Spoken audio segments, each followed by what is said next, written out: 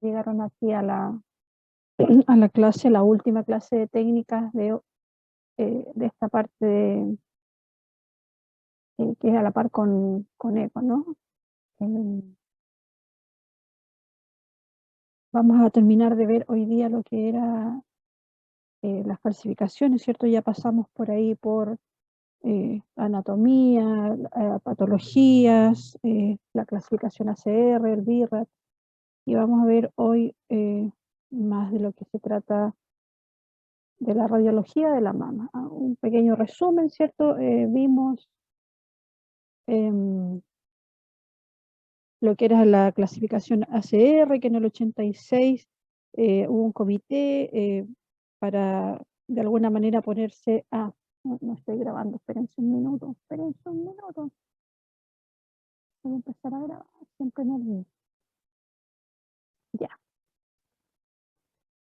Entonces, como les decía, un pequeño resumen, ¿cierto? Que a partir de este comité de la American College Radiology, hicieron un consenso, llegaron a un consenso para poder aunar criterios y ver de qué se trataba este informe de mamografía que tenía muy distintos, muy disímiles términos. Entonces llegaron a un consenso para poder aunar estos criterios y hacer en el fondo un informe que fuera, entre comillas, ¿cierto?, leíble por todos de una forma similar y que todos tuvieran claros los conceptos que ahí venían en ese informe. Entonces, para evitar esta variación de términos, ¿cierto?, em, hicieron este informe o esta nomenclatura ACR.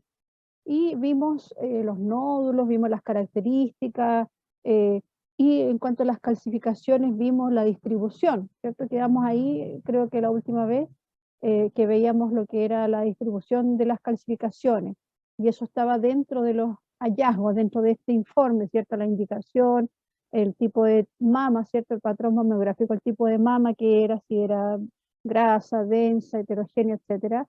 Y dentro de los hallazgos habíamos visto toda esta otra parte, ¿cierto? Los nódulos eh, y las características de cada nódulo y lo que era referente a las calcificaciones, que como sale ahí en el dibujito, se clasificaban eh, como según la agrupación que presentaban, según la distribución que presentaban, ¿cierto? Distribución agrupada, regional, difusa, segmentaria y lineal. Todavía no hemos visto la forma o la característica de esta calcificación, de lo que se ve ahí en el informe, y en cuanto a las calcificaciones, solo habíamos visto sospecha de malignidad en cuanto a la distribución. ¿Pero qué son estas calcificaciones? Son depósitos de calcio dentro del tejido mamario, ¿cierto? En la mamografía aparecen como partículas blancas, muy comunes en la mamografía, hay muy fácil de encontrarse con calcificaciones. Son más frecuentes a partir de los 50 años, tienden a ocupar el espacio, por eso, como les había mencionado hace unas clases atrás, adquieren la forma de ese espacio que ocupan, serán redondeadas si están en los ácidos, ¿cierto? O si están dentro de un conducto, de un ducto pequeñito, serán lineales. Si este ducto es un poquito más grueso o de mayor calibre, son un poco más gruesas, más cilíndricas. Y si están en el estroma mamario, ¿cierto? En el tejido mamario serán más bien amorfas o distróficas, se les dice, ¿cierto? Eh, ¿Cuándo es importante o qué tenemos que estar alerta frente a una calcificación o a una densidad cálcica que veamos en la mamografía? Es importante entonces diferenciar las microcalcificaciones, ¿cierto? Que pueden ser de origen benigno, las microcalcificaciones, pero también hay microcalcificaciones que son más sospechosas. No todas las microcalcificaciones son malignas al tiro porque sí, ¿cierto? Hay microcalcificaciones que son más sospechosas que otras. ¿Por qué se dice que la microcalcificación es como lo que hay que poner más atención o estar más atento? Porque las microcalcificaciones o un tipo más bien específico de microcalcificaciones son la principal forma de manifestación del carcinoma ductal in situ.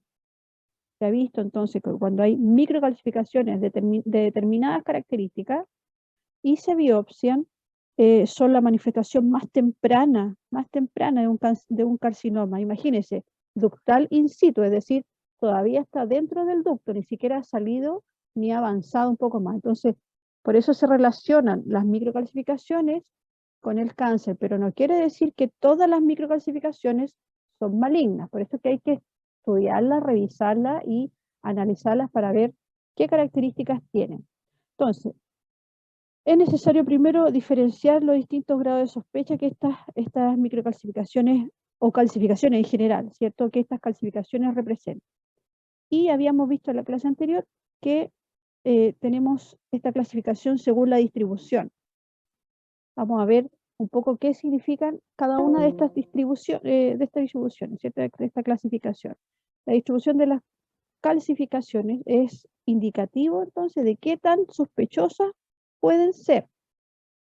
Y tenemos aquí las calcificaciones de distribución agrupada, que tiene un valor predictivo positivo del 32% de malignidad. ¿Qué significa eso? Que el 32% de los casos o hallazgos de este tipo de calcificaciones dan resultado positivo en la biopsia para un cáncer de mama, ¿cierto? El 32%, cuando son de este tipo agrupadas. Después tenemos las calcificaciones ahí de tipo regional, y esto nos indica que están más bien distribuidas en una parte más amplia, ¿cierto? Más amplia del tejido mamario. Después tenemos las difusas, en que abarcan gran porcentaje de la mama y estas son las que tienen el valor predictivo positivo para un cáncer de mama más bajo, 0 prácticamente. O sea, cuando están distribuidas de manera amplia en todas las mamas, son muy bajo su valor predictivo positivo de que sean de tipo canceroso, ¿cierto? Y luego tenemos ahí las segmentarias que tienen un valor predictivo positivo del 62% y las lineales que tienen un valor predictivo positivo del 60%. Vamos a ver las características de cada una de ellas, ¿cierto? La distribución agrupada, como el término lo dice, ¿cierto? Es cuando están amontonaditas, agrupadas, ¿cierto? El nombre lo dice. Se encuentran unas pocas calcificaciones en un área muy pequeña, ¿cierto? De tejido. Y esto se cuantifica en alrededor de 1 centímetro, ¿cierto? Que hayan 5 calcificaciones en un área de 1 centímetro cuadrado en la imagen de la mama, ¿cierto?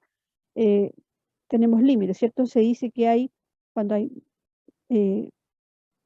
más de 5 microcalcificaciones dentro de 2 centímetros, o sea, en 1 centímetro, entre 1 y 2 centímetros, tienen que haber a lo menos 5 microcalcificaciones, no más que eso.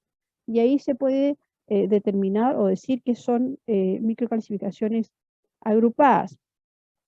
En este sentido, ¿cierto? Aquí pueden estar en los ductos lobulares o en las terminales de los conductos, ¿cierto? Pero también puede ser que estén a nivel de la piel. Entonces, por eso que cuando hay microcalcificaciones en la imagen de mamografía, se debe complementar con alguna otra proyección que permita evaluar y hacer la diferenciación si pertenecen al estroma de la mama, ¿cierto? Si están dentro del tejido mamario o si son de la piel o qué tipo de características tienen estas microcalcificaciones, porque pueden estar agrupadas, pero la característica de la microcalcificación ser más bien de tipo benigna, ¿cierto? No más sospechosa. Entonces, puede que también se vean en una de las dos proyecciones y en la otra proyección corresponde a otro tipo de imagen que estén superpuestas. Entonces, por eso se necesitan hacer proyecciones adicionales. Obviamente, la magnificación es la reina de este tipo de proyecciones para las microcalcificaciones, como el nombre lo dice, para magnificar, para ampliar la imagen y poder ver la morfología de cada tipo de microcalcificación. Ahora estamos viendo solo la distribución. Las agrupadas son de este tipo, dentro de un área de entre 1 y 2 centímetros que haya a lo más 5 microcalcificaciones, ¿cierto? Cuando hay más y están en un área más amplia, ya se va a clasificar de otra manera. Aquí. Entonces tenemos después la distribución regional, esto describe calcificaciones en un área mayor a 2 centímetros, ¿cierto? Agrupada es cuando está de 1 a 2 centímetros, cuando ya se llama regional es porque hay más de 2 centímetros, ¿cierto? Ya que abarca más tejido. Generalmente se habla que abarca más de un cuadrante o un cuadrante completo, ¿cierto? Y el riesgo de malignidad es más bajo. Sin embargo, se debe considerar siempre para establecer qué tipo de sospechas representan esas microcalcificaciones, la morfología de estas microcalcificaciones, no solamente la distribución, sino que juntarlo con la característica morfológica de estas microcalcificaciones para poder describir o dar un diagnóstico más acertado, ¿cierto? Y poder decir si es que son o no microcalcificaciones. En la imagen que están mirando, ¿cierto? No el dibujo, la imagen radiográfica, ¿cierto? Ese espacio ahí, son calcificaciones que tienen un centro radiolúcido y están en un área mucho mayor a 2 centímetros. Obviamente aquí para efectos didácticos ustedes van a ver la imagen quizás no con la calidad que corresponde para ver una imagen real, ¿cierto? Con una placa, con una lupa, con elementos que me van a poder dar la facilidad de determinar la característica de esa microcalcificación, pero para efectos didácticos, para que vayan haciéndose la idea de más o menos cómo se ven. Son muy similares, si yo me retrocedo aquí, son muy parecidas, ¿cierto? Hay que ponerle ojo muy agudo para poder hacer la diferenciación.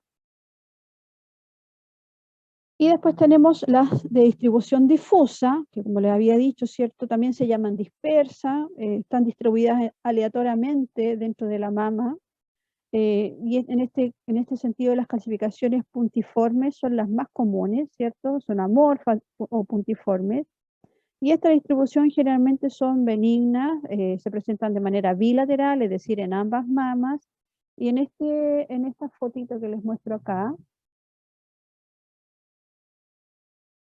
no, me adelanto. En esta fotito que hay dos imágenes, ¿cierto? Una donde se ven unas calcificaciones un poquito más grandes que la otra y más abundantes, pero están distribuidas en toda la mama. En esta otra imagen, si agudizan un poco la vista, ¿cierto? No es que haya suciedad, por eso es importante la limpieza de los folios o de los elementos que usemos para tomar el examen. Cuando se usaba la combinación pantalla-película, era un problema evitar este tipo de artefactos, ¿cierto? Las pelusas o el polvito, de repente el polvillo ambiental incluso, o de la superficie donde se trabajara, podía en algunos casos simular calcificaciones. Entonces ahora eso con el tema digital se ha evitado enormemente, por lo tanto ya cuando uno ve este tipo de imágenes, se ven, si fijan ahí su mirada un poco más, se ven algunos puntos de más radioopacos, y no es que fuera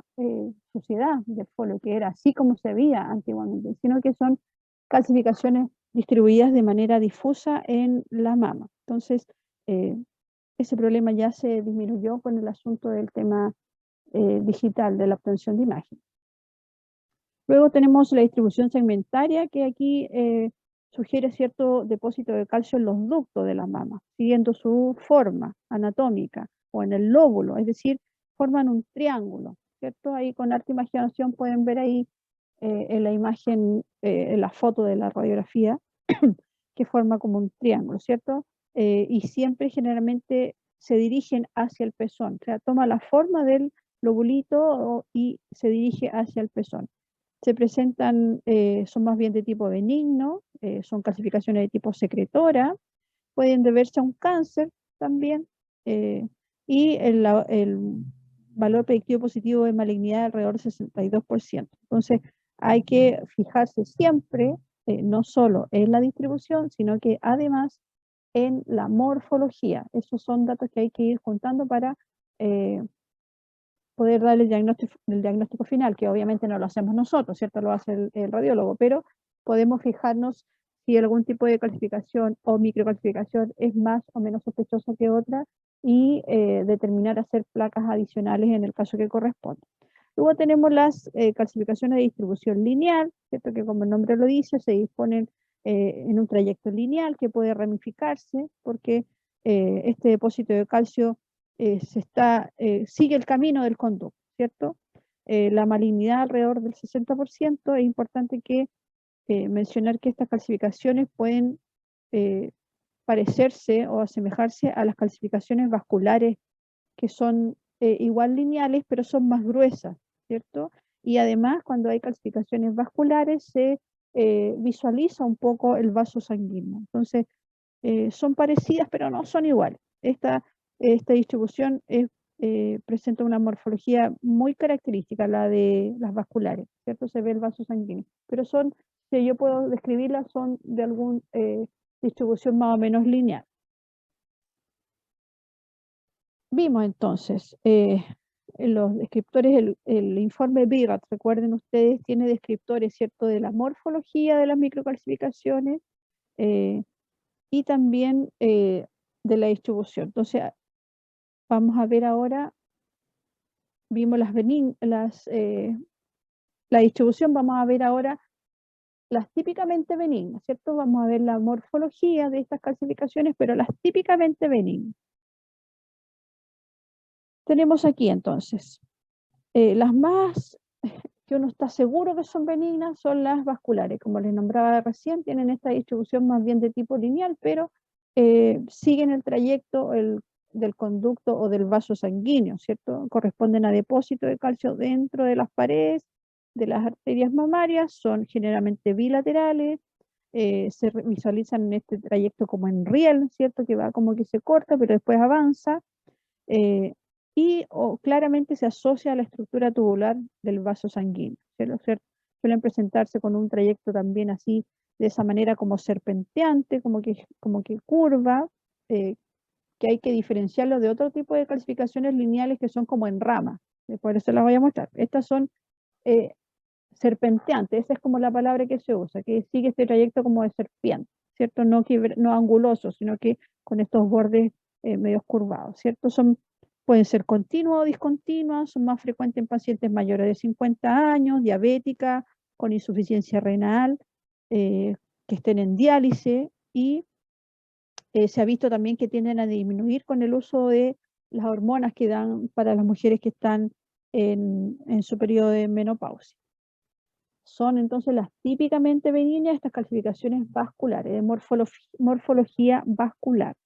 Después tenemos otras que son muy, muy, muy benignas, ¿cierto? O típicamente benignas, las cutáneas, es decir, las de la piel, corresponden a pequeñas calcificaciones de las glándulas sebáceas de la piel y generalmente se asocian a procesos inflamatorios como la foliculitis o generalmente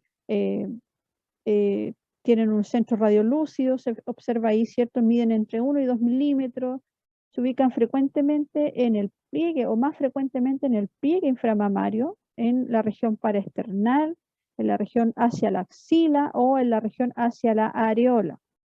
Se suelen ver de forma más periférica y al menos en una de las dos proyecciones, ¿cierto? Lo cual hace sospechar que son calcificaciones de tipo cutáneo, es decir, la vemos o en la craneocaudal o en la medio oblicuo lateral, y se ven hacia la periferia del tejido. Entonces, ahí vamos a sospechar que son calcificaciones de tipo vascular, no son mayores a 5 milímetros, parecen sospechosas, pero hay que fijarse en la distribución, en la ubicación, digamos, cuando vemos las dos proyecciones, ¿cierto? No cambia su posición en las distintas proyecciones y se corrobora que son más bien de tipo superficial. Entonces, estas son las típicamente cutáneas y benignas, por supuesto. Después tenemos este otro tipo de calcificación benigna que se llama enlechada de cal o en leche de cal o en taza de leche, tiene todos esos nombres. Y como el nombre lo dice, ¿cierto? Corresponden a partículas de calcio que se depositan en el interior de dilataciones del conducto mamario. Entonces, son frecuentemente más cercanos en la perimenopausia, suelen ubicarse en la región más central de la mama. Se llaman en tacita de leche porque cuando vemos la proyección craneocaudal y la comparamos con la medio oblicuo lateral, se ve esta forma como que la leche decanta en la taza, ¿cierto? Como que está ahí no redondita, sino que como que cae la taza. Por eso esa forma, por eso que adquiere ese nombre, ¿cierto? Como una semiluna, como en taza de leche, con una concavidad superior, ¿cierto?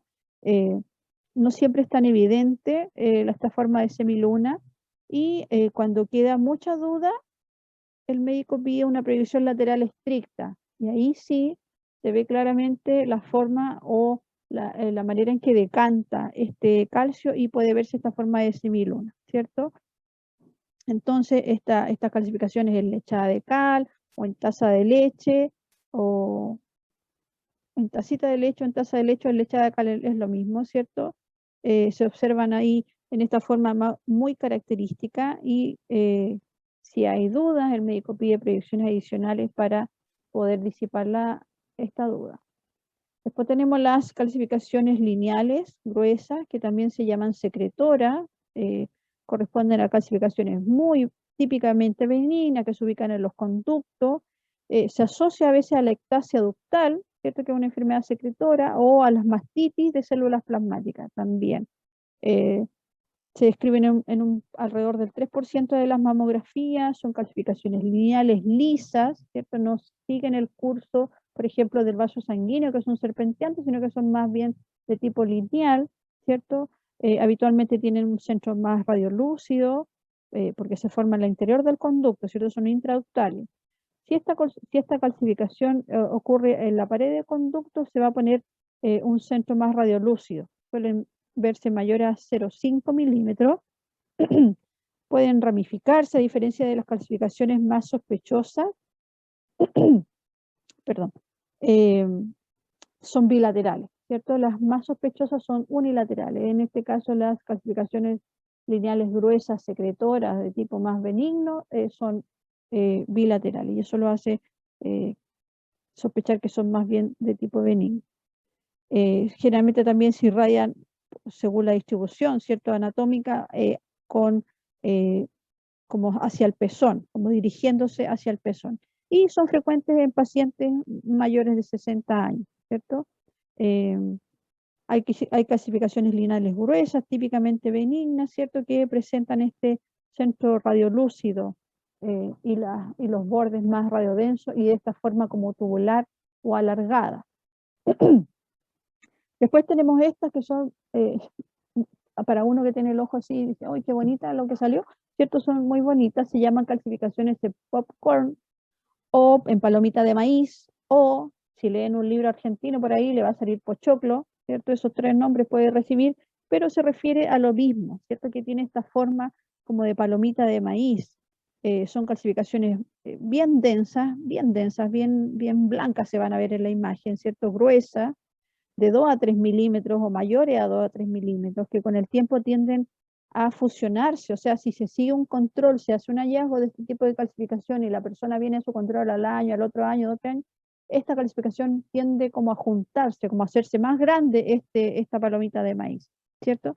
Tienden a fusionarse. Son sugerentes, muy sugerentes, de fibroadenomas en involución. Es decir, había un fibroadenoma que empieza a involucionar y se empieza a calcificar. Entonces, a veces se ve que esta involución de este fibroadenoma genera esta calcificación, y que va aumentando en el tiempo. Se puede ver en el contorno, ¿cierto? Un nódulo delimitado, como se ve aquí en la imagen. Se ve la calcificación grande, pero alrededor se ve este nódulo delimitado, que se puede asociar, ¿cierto?, a este fibroadenoma. Y a veces pasa que en los fibroadenomas más pequeños se puede ver una calcificación como incipiente, que está recién apareciendo, ¿cierto? Se observa entonces ese nódulo y estas calcificaciones asociadas a ese nódulo, que son características o típicas de los fibroadenomas, y son las calcificaciones en popcorn, en palomita de maíz o en pochoclo, si encuentran ahí alguna lectura argentina. Después tenemos las calcificaciones distróficas, que corresponden a una necrosis grasa, que es una respuesta del tejido mamario, ¿cierto? Son calcificaciones gruesas con áreas radiolúcidas, y generalmente hay distorsión de la arquitectura, asociado siempre a una cicatriz, ¿cierto? A una distorsión de la arquitectura postquirúrgica, es decir, una paciente que fue operada, por eso es importante anotar las cicatrices y la ubicación de la cicatriz en la ficha, ¿cierto? Una paciente que fue operada, es probable que aparezcan este tipo de calcificaciones en su mama, o también cuando ha sido recibido radioterapia. Si una paciente recibió radioterapia, por ejemplo, de la mama,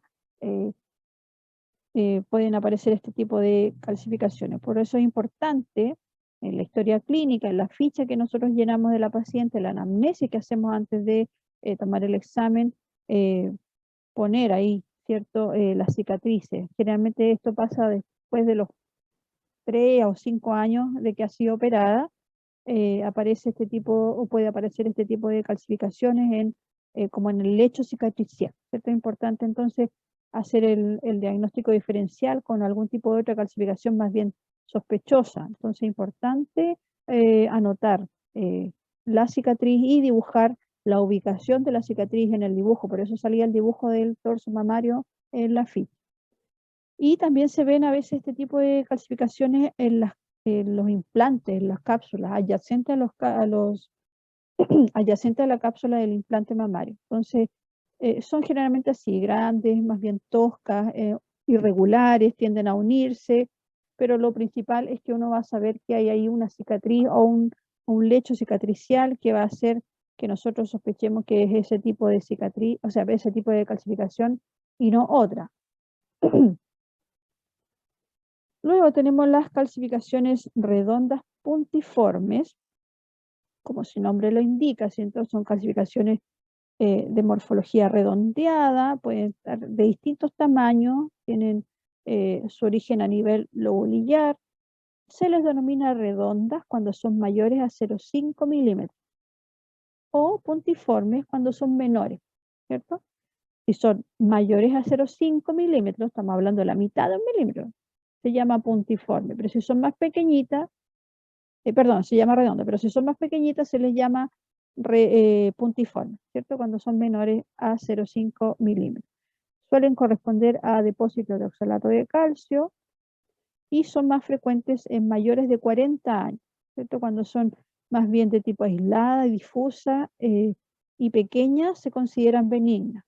Y cuando este tipo de calcificación, ya sea puntiforme o redondeada, están agrupadas o tienden a agruparse, ya se categoriza en un VIRAT 3, porque amerita que se haga un control a los meses, ¿cierto? Al corto plazo, a los 6 meses, o que el paciente, o si es que tiene exámenes anteriores, que traiga sus exámenes anteriores para hacer comparación y ver cómo se están comportando estas calcificaciones en el tiempo, ¿cierto? En el caso de que en el examen anterior, por ejemplo, este grupo de calcificaciones era menos numeroso que ahora, ya está indicando que hay alguna actividad a nivel celular ahí, que está pasando algo extraño que hay que revisar.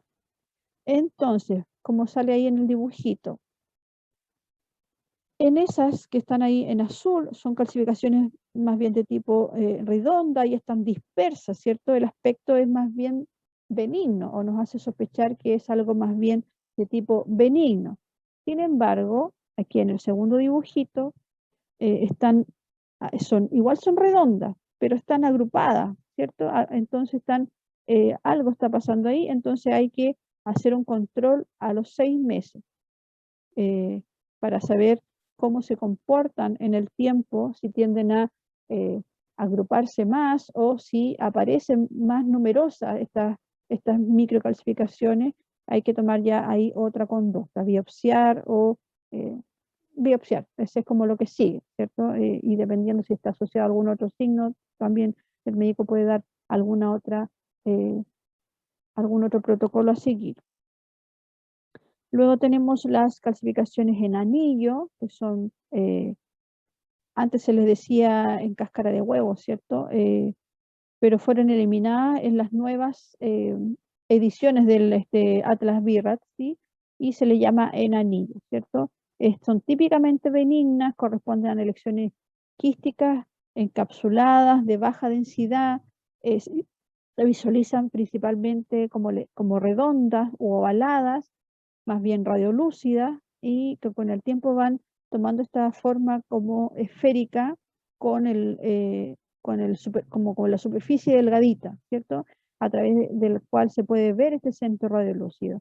Este depósito de calcio suele ser pequeñito, ¿cierto? Muy chiquitito. Y este borde más denso está alrededor del milímetro, es de 1 milímetro, no es más grueso que eso.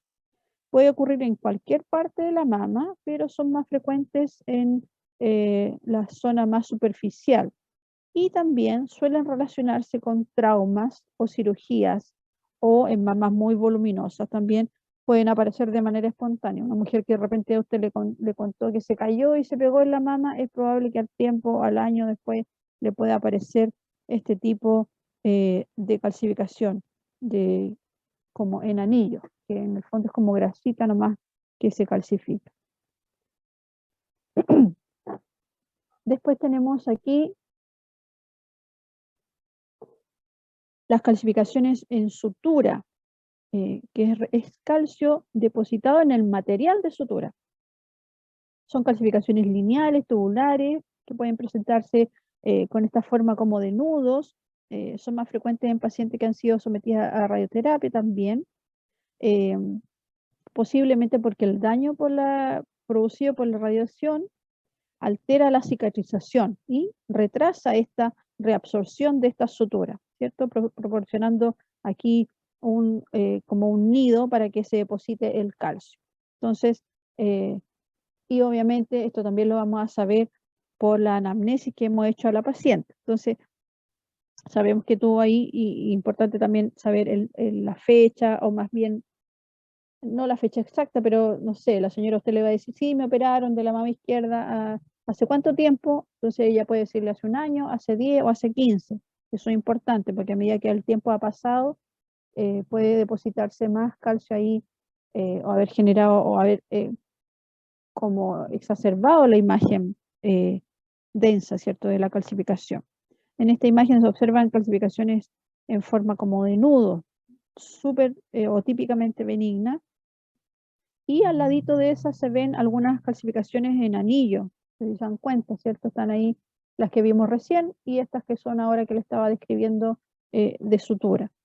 Entonces son hallazgos, no es que vaya a aparecer un solo tipo de calcificación en la mama, pueden aparecer todas las que hemos descrito en una sola mama. Pero es importante hacer la diferenciación entre las benignas, ¿cierto? Las que son de forma típicamente benignas y las que son de características más bien sospechosas. Y eso es lo que hay que ponerle mucho más ojo. ¿Cuáles son las clasificaciones de morfología sospechosa o más bien altamente sospechosas, ¿cierto? Están las clasificaciones groseras o heterogéneas, también llamadas toscas. Son heterogéneas, son clasificaciones irregulares, nítidas, que tienden a unirse también, miden más de 0,5 milímetros, es decir, más que las calcificaciones pleomórficas, pero menos que las distróficas. Parece trabalengua, pero cuando vayan repasando van a entenderlo mejor.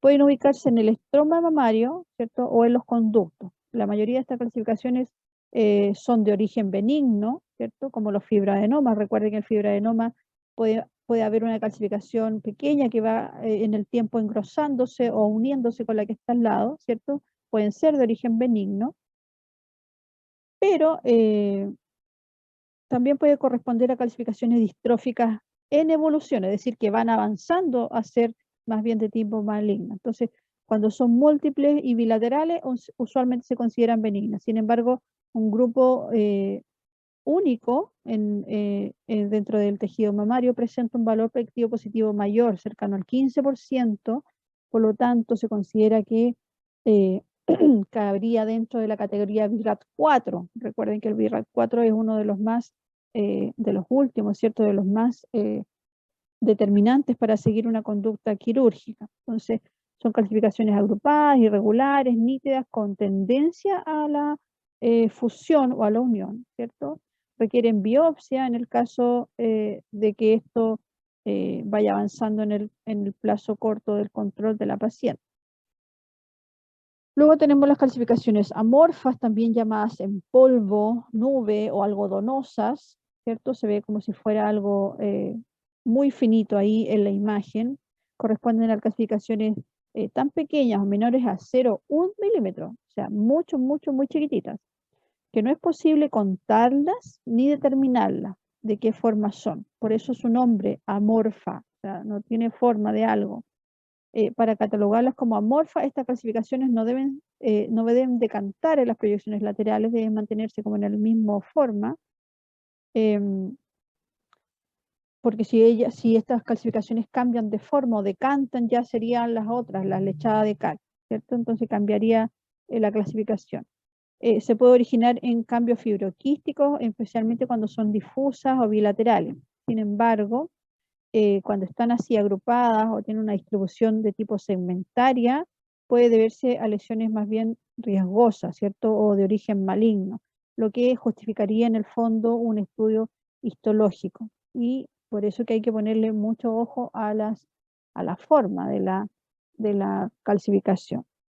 Después tenemos las calcificaciones finas, pleomórficas, también llamadas en piedra molida, ¿cierto? O sea, con forma de piedra molida, eso se llama pleomórfica. Corresponden a calcificaciones de diferentes formas o tamaños dentro de ese grupo, ¿cierto? Si yo les pasara ahora esta misma placa en real, digamos, y pusieran una lupa para observar, podrían darse cuenta que hay algunas calcificaciones que son como puntos, otras que son como bastoncitos, otras que son una forma media extraña, por eso se le llama como piedra molida. Entonces, son calcificaciones pequeñas de diferentes formas y tamaños, pueden ser así tipo angulada, que van, sí, entre los 0,5 y el milímetro, son muy chiquititas, ¿cierto? Son menores que las calcificaciones toscas heterogéneas, pero puede tener un valor predictivo positivo de alrededor del 30%. Entonces, incluía entonces igual estas en la categoría BIRAT 4, que se sugiere el estudio histológico para poder determinar qué está pasando ahí a nivel celular. Después tenemos las clasificaciones lineales finas o lineales ramificadas, que corresponden a clasificaciones pequeñas, igual chiquititas, menores a 0,5 milímetros, pero son más bien de tipo fina y lineal, ¿cierto? Adquieren esta forma fina lineal. Habitualmente son discontinuas y, como yo le decía hace un rato, ¿cierto? Esta forma como irregular, como una rama de árbol. A veces están como dentro del conducto y adquieren esta forma. Esta foto de aquí es bien difícil de determinar, pero generalmente adquieren la forma del conducto, ¿cierto?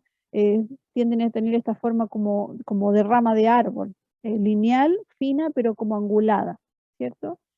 Pueden adquirir incluso como la forma de las letras X o Y. Imagínense ustedes una rama de árbol, ¿cierto? Estas son las que tienen un valor predictivo positivo más alto para malignidad, alrededor del 70%.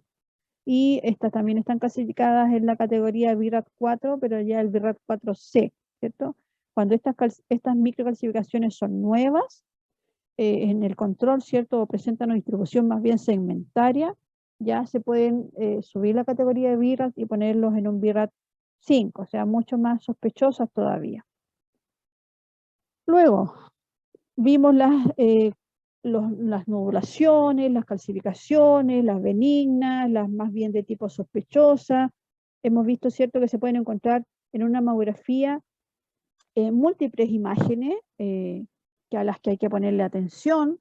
Veremos ahora cómo se estudia entonces la mama y qué proyecciones debemos realizar, ya sea para el tamizaje, ¿cierto?, el screening que se llama, o tamizaje en español, ¿cierto? O cuando se necesita profundizar más en la búsqueda de alguna respuesta a la mamografía que se hizo a la paciente. Entonces, una vez realizadas las proyecciones básicas, va a depender del radiólogo y de los hallazgos encontrados, ¿cierto?, en el procedimiento, qué conducta va a seguir. Puede realizarse, en este caso, proyecciones adicionales, complementar con una ecografía, enviar a la paciente a resonancia o realizar ya técnicas intervencionistas, ¿cierto? Una marcación o una biopsia radioquirúrgica para obtener muestras, ¿cierto?, de la zona y poder ver qué es lo que está pasando ahí a nivel celular. Entonces aquí, primero, hay que considerar que el tejido mamario puede encontrarse en toda esta zona, ¿cierto? La zona medial al esternón, lateral al borde anterior del dorsal ancho, o por arriba superior a la clavícula o al vértice de la axila, ¿cierto? Incluso por debajo del pliegue mamario. Con la mamografía lo que se intenta es representar la mayor cantidad posible del volumen de la mama, ¿cierto? Del tejido mamario, y normalmente la distribución de la mama se muestra en esa imagen que está ahí como más resaltada con rosado, ¿cierto? Pero puede haber tejido ectópico, por lo tanto es importante abarcar lo que más se pueda del tejido o del volumen de la glándula mamaria. Por eso deben realizarse 2 proyecciones por cada mama, ¿cierto? La craneocaudal o la medio oblicuo lateral, lo que nos va a permitir tener una visión tridimensional. Recuerden que la mama es como un cono, ¿cierto? Es como una esfera, un cono. Y si tenemos 2 vistas de este cono, de esta esfera, va a permitirnos tener una visión tridimensional y nos va a permitir visualizar estructuras que puedan estar superpuestas, que pueden inducir a confusiones, si es que se tomara solamente una proyección, ¿cierto? Si tuviéramos solamente una vista, podría llevar a confusiones. Una mamografía con una sola proyección puede pasar por alto porcentualmente el 25% de los cánceres, si se llegara a realizar una sola proyección, no las 2. Entonces, la mamografía se puede realizar con la paciente sentada o de pie. Obviamente es más preferible la posición de pie, ya que permite movilizar de manera más fácil a la paciente, movilizarla frente al equipo, ¿cierto? Manipular a la paciente de forma más fácil, y también, sobre todo en pacientes que tienen el abdomen muy voluminoso, muy prominente, nos permite desplazar este abdomen, ¿cierto? Para poder desproyectar la mama dentro del equipo donde yo voy a tomar la imagen. Aún así hay que estar dispuesto a trabajar en distintas circunstancias, ¿cierto? Si nos toca un paciente en silla de ruedas, eh, se puede hacer sentada de todas maneras la mamografía. Ahora, ojo, porque hay sillas de ruedas que se sacan los brazos. Y también, ojo, que a veces suena irrisorio, pero a veces cuando he recibido pacientes en silla de ruedas, lo primero que yo le pregunto es si se pueden poner de pie. A veces hay razones obvias o es obvio que no se pueden poner de pie, pero muchas pacientes que tienen dificultad o artrosis, qué sé yo, para movilizarse dentro del hospital o de las clínicas, andan en su silla de ruedas, pero pueden prácticamente ponerse de pie y tomarse el examen sin ninguna complicación. En el caso que no se pueda, ¿cierto? Uno puede fijarse y le pregunta a los pacientes, y a veces ni los pacientes saben, si las sillas que tienen se les pueden sacar los brazos. A veces se pueden sacar los brazos o a veces se pueden levantar, lo que va a permitir que el equipo pueda manejarse de mejor manera ahí frente a la paciente que está en su sillita de ruedas. Y si no, ya uno se las tiene que ingeniar como sea para poder tomar el examen, pero se puede. O sea, de pie o sentado se puede. Obviamente es más cómodo de pie, es más rápido, es más práctico, pero si no se puede, ni modo. Uno tiene que adaptarse ahí a la forma que le tocó esa paciente. Un punto importante, aunque ya lo hemos visto, ¿cierto? Es lo que se refiere a la compresión. Permite mantener la mama separada de la pared torácica, además de todas las otras ventajas que ya hemos mencionado, ¿cierto? Sin embargo, lo que más hay que tener cuidado es, y esto es lo que más le preocupa a la paciente por lo demás, ¿cierto? El momento de la compresión, que siempre dicen que le aprietan hasta morir y que le va a doler no sé cuánto. Entonces, es lo que más le preocupa a la paciente. Entonces, para bajarle la ansiedad en este sentido a la paciente, lo importante es explicarle el procedimiento, explicarle a grandes rasgos, ¿cierto? No le vamos a hacer una clase, pero explicarle a grandes rasgos el porqué de la compresión, qué nos permite o qué nos facilita la compresión. Y decirle, por supuesto, que si uno comprime insuficientemente la mama, puede dejar a veces tejido fuera del campo visual, ¿cierto? Y dejar afuera alguna posible lesión. Por el otro extremo, si yo comprimo demasiado, la mama no va a darme más información de la que ya hay y solamente vamos a provocar dolor en la paciente. Entonces, hay un límite, los equipos tienen, y en el control de calidad se hace, ¿cierto?, de cuánto se debe comprimir. se mide en newton, ¿cierto? Y son alrededor de 32 newton los que hay que comprimir la mama, y la mayoría de los equipos hoy día me indica, cuando yo hago la compresión, aparte de indicarme los centímetros que estoy comprimiendo la mama, para saber a cuánto puedo llegar, ¿cierto? Me indica cuánto estoy ejerciendo de presión. Entonces yo voy llegando ahí a un límite. Por supuesto que hay que tener el criterio, ¿cierto? Si viene una paciente con sus mamas edematosas, muy densas, yo no voy a decir, sí, tengo que llegar a este número, porque no, tengo que llegar ahí hasta lo que la paciente también tolere. Eso hay que aplicar siempre el criterio. La mayoría de las molestias que presenta la paciente se debe a la ansiedad que le genera el examen, ¿cierto? Y asociar este examen siempre al dolor. Entonces, por lo tanto, es importante explicarle, sobre todo a las que van por primera vez, paso a paso a las pacientes lo que se va a hacer. Mira, aquí yo voy a poner su mama acá, esto se va a comprimir de esta manera, esta paleta es plástica y esto dura 3-4 segundos y se va a soltar solo. Listo. Y hay que hacer 2 proyecciones por cada mama. Listo. Y uno le explica más o menos a lo que va, entre comillas, ¿cierto? Para que pueda la paciente ir como disminuyendo un poco esa ansiedad respecto del examen. Y obviamente lo que nosotros perseguimos y buscamos es que nos coopere para hacer el examen. La mama se posiciona entonces o se puede manipular gracias a estos márgenes móviles que están, los márgenes superior y medial de la mama son fijos, ¿cierto? Donde están las flechas ahí medias plomas. Y la movilidad de la mama se da por los márgenes inferiores y laterales, donde están las flechas negras, ¿cierto? Para poder posicionar la mama me puedo valer de esta movilidad. La proyección cráneo-caudal, que es la primera que les voy a mostrar, ¿cierto? Se ejerce provocando presión sobre la mama desde la parte superior, ¿cierto? Que está apoyada en el receptor de imagen. El pezón debe estar desproyectado, ¿cierto? No estar superpuesto o sobrepuesto, debe estar desproyectado, de perfil, perpendicular al borde del detector, y la mama se toma desde la parte inferior y se levanta y se tracciona hacia adelante. Y el rayo central puede ir de los 0 a los 5 grados. ¿De qué va a depender eso? De la disposición de la mama. Todos los cuerpos son distintos y lo importante es abarcar la mayor cantidad de tejido de la mama, ¿cierto? Para poder abarcar en una vista cráneo-caudal la glándula mamaria. Entonces, se eleva la mama y esto permite que haya mayor cantidad de tejido mamario desde la parte superior, incluido en el campo de visión, ¿cierto? Porque al elevar la mama, los tejidos mamarios superiores se relajan y esto permite que aquí uno traccione la mama hacia adelante y se pueda comprimir de buena manera.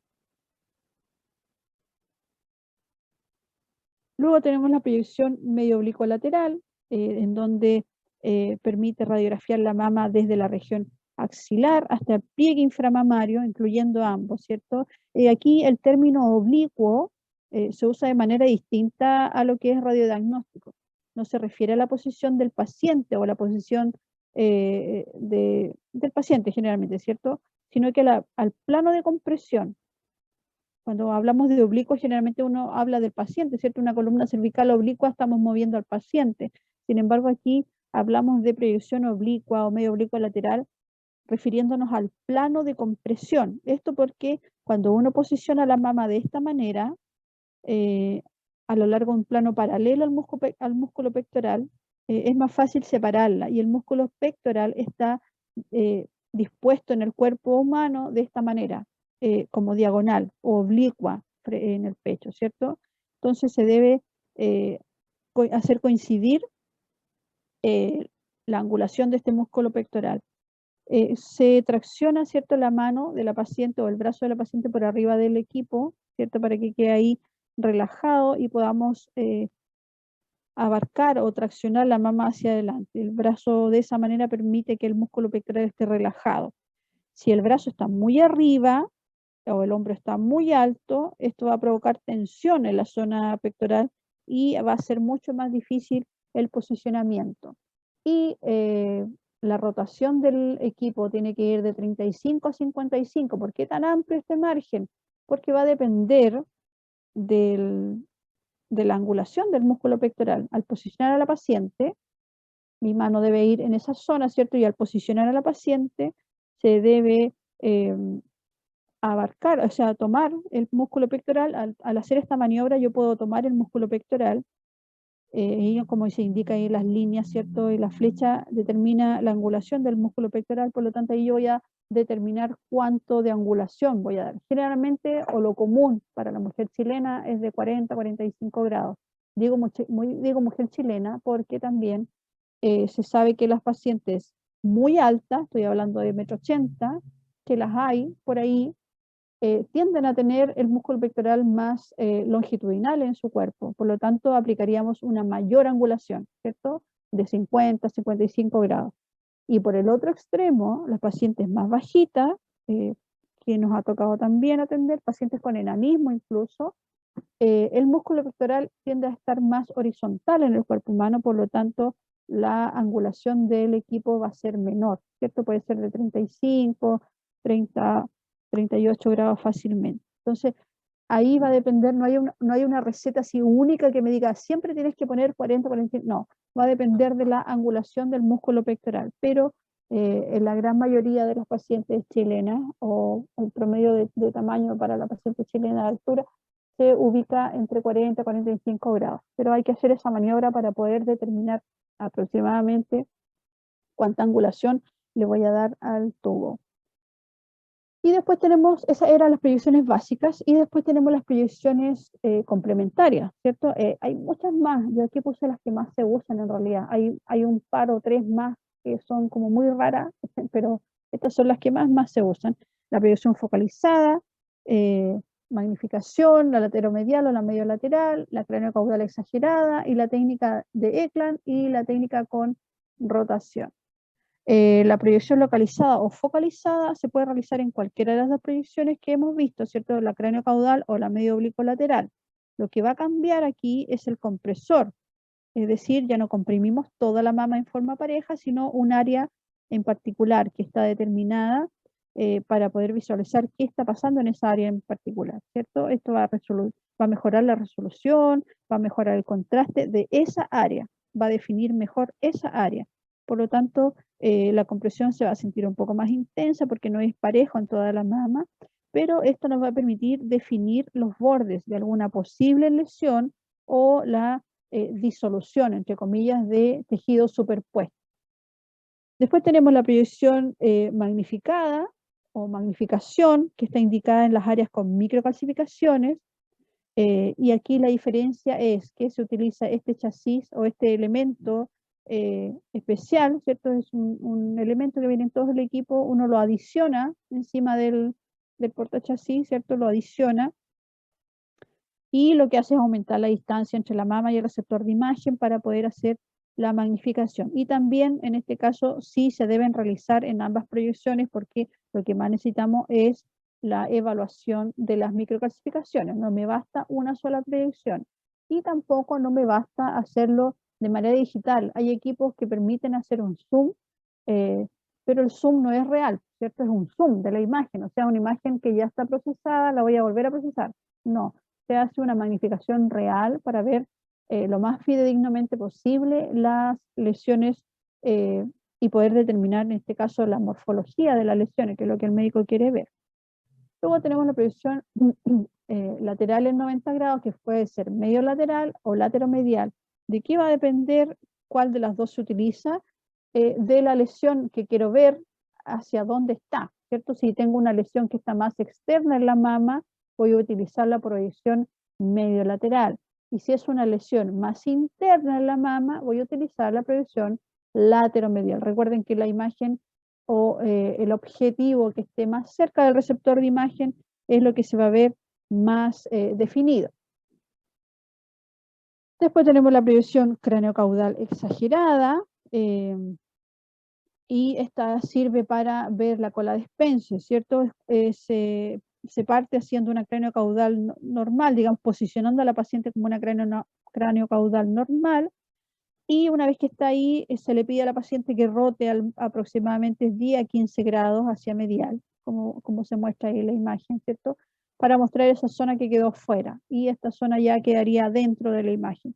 Entonces se consigue incluir un poco la cola de Spence cuando en algunas pacientes tenga alguna lesión, ¿cierto? Cuando se amerite esta proyección.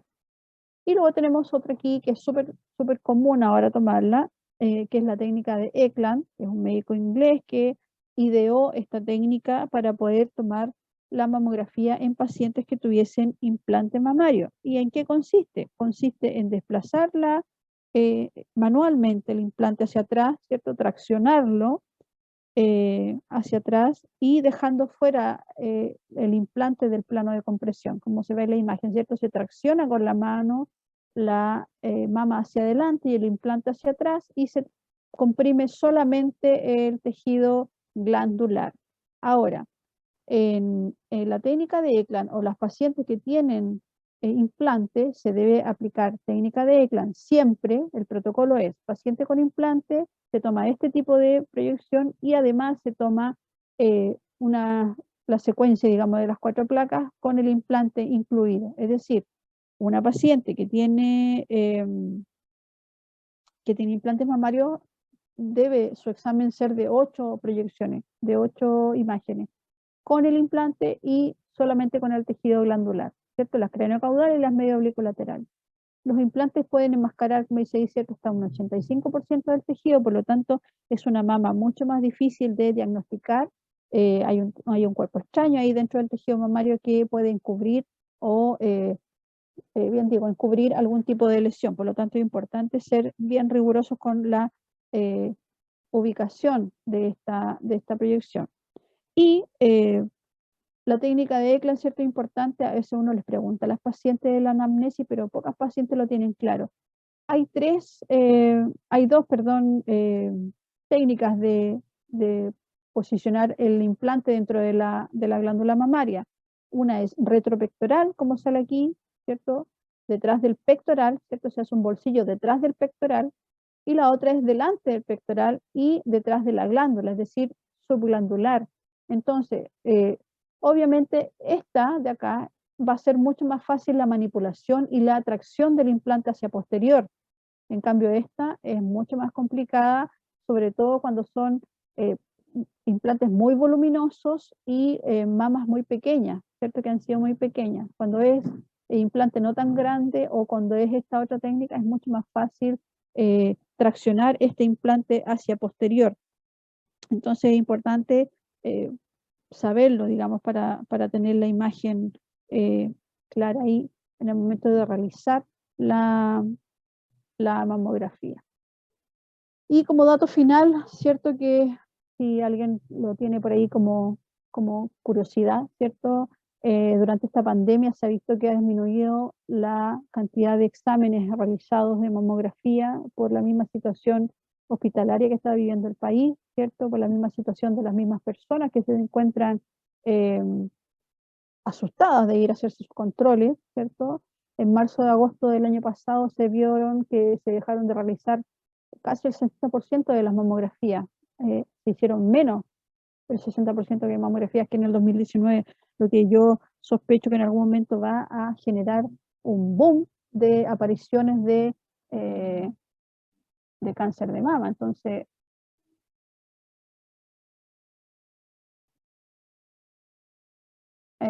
aquí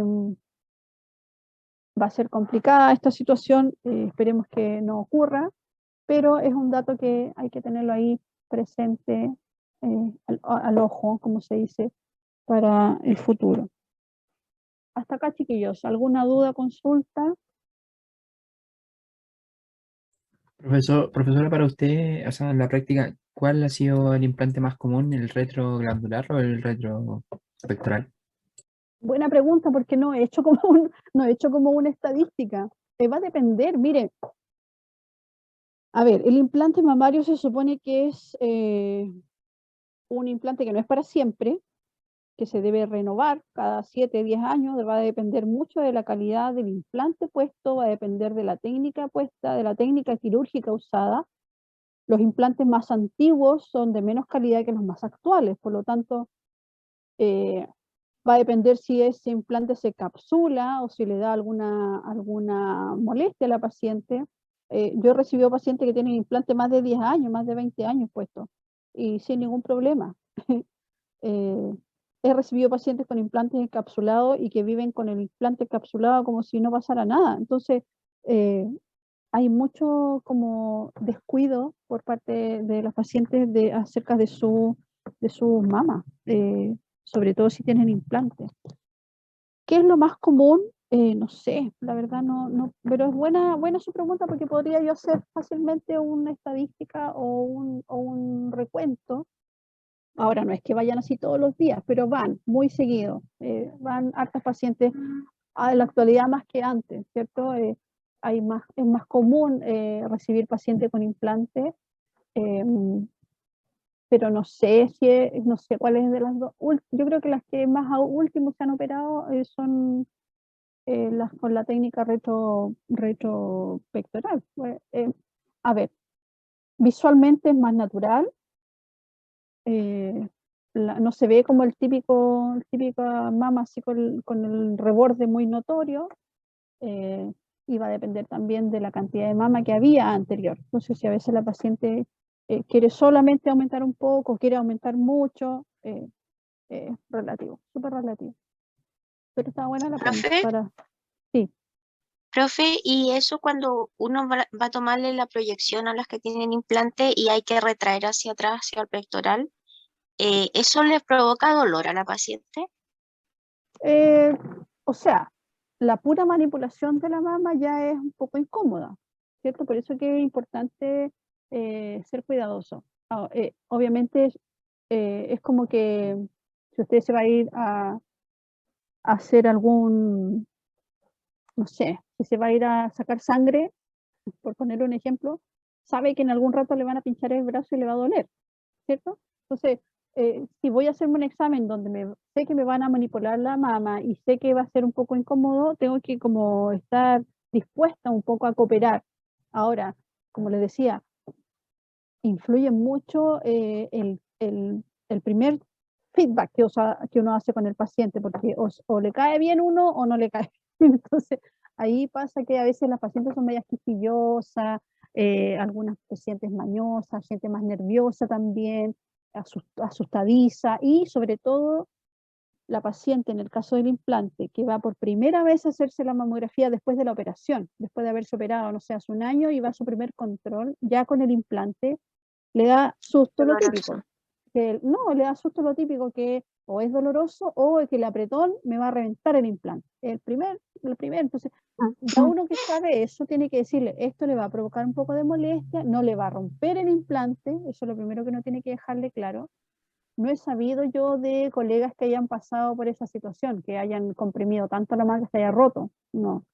Como le digo, la calidad de los implantes en estos últimos años ha ido en aumento, por lo tanto, es capaz de soportar presiones importantes y sin romperse. El implante tiene una doble cápsula además, o sea, no es que se rompa y va a quedar la silicona volando por ahí por la pechuga, no, sino que si se llegara a romper, no sé, supongamos un accidente automovilístico de un trauma mucho mayor, y el implante se rompe. El implante va a quedar dentro de otra cápsula, ¿cierto? Queda dentro de la cápsula, en una doble cápsula. Pero en cuanto a su pregunta, ¿cierto? Si provoca dolor, no, la pura manipulación de la mama ya es molesto. La retracción hacia atrás del implante no, porque uno lo que está apretando hacia atrás, digamos, lo que está desplazando hacia atrás no es mama. Y lo que es mama o lo que es glándula mamaria es lo que uno tiene más sensible, ¿cierto? Por eso hay que tener ahí un poco de tacto, de tino para manipular la mama.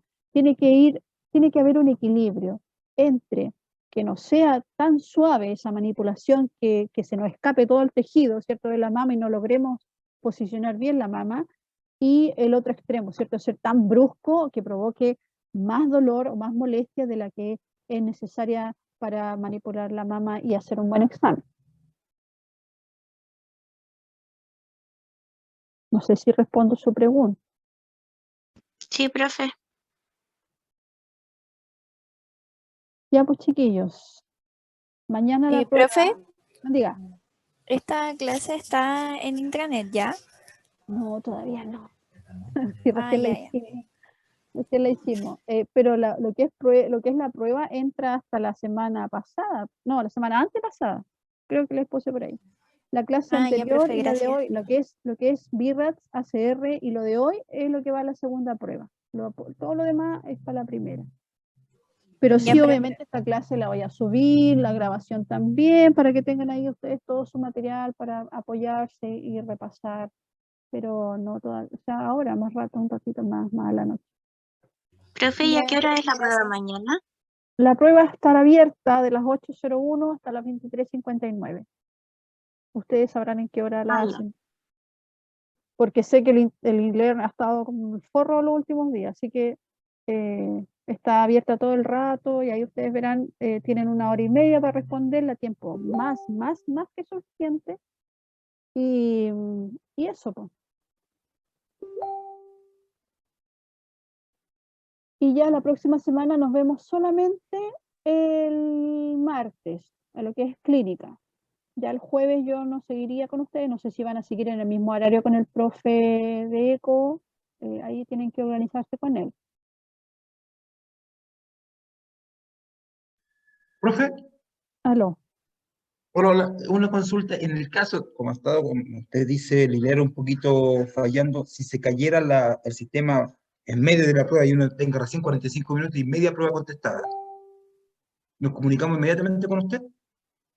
Eh, sí, pueden mandarme un correo, le sacan foto, pantallazo, no sé. Ahora, si esto ocurre en la mañana, yo en la mañana a veces es difícil que les pueda contestar al tiro, porque estoy en la pega, pero Sí. si No, para poder hubiese tener una alguna, que solución en la espero que prueba. yo creo que no, o sea, esperemos que no, porque no creo que hayan entrado los 40 a las 8 de la mañana. No, es que le pregunto porque ya me Porque pasó eso, yo el creo que eso semestre es lo que pasado. pasa a veces eso es lo que pasa a veces con el INLER, que entran todos o son muchos alumnos al mismo tiempo y ahí empiezan a ocurrir cosas. Ya. No, le pregunto porque el año pasado me pasó un chasco así, por eso prefería preguntar al tiro. Ah, sí, Entonces ya tengo la experiencia. si le llegara a pasar, claro, me manda algún correo, me avisa al tiro y vemos la forma de solucionarlo. Ya, profe, gracias. De nada.